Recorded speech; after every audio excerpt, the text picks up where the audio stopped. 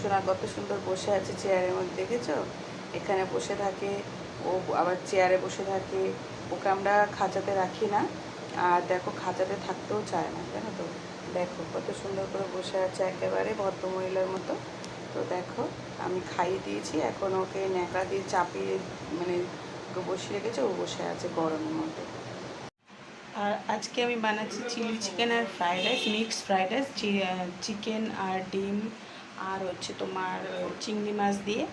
তো মানে mixed fried rice Sunday special, জানোই তোমরা রবিবার করে আমরা একটা না একটা কিছু বানিয়ে খাই। রোজই তো মাছ মাংস হয়, কিন্তু আজকে একটু স্পেশাল রবিবার করে।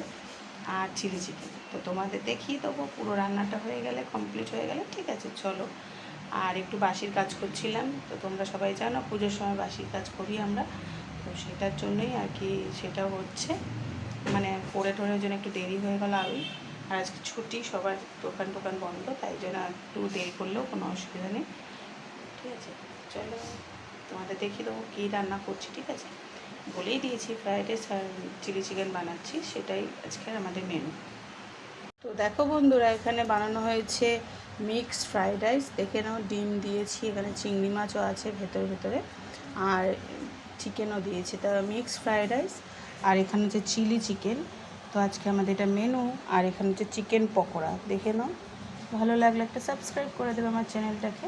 তো দেখো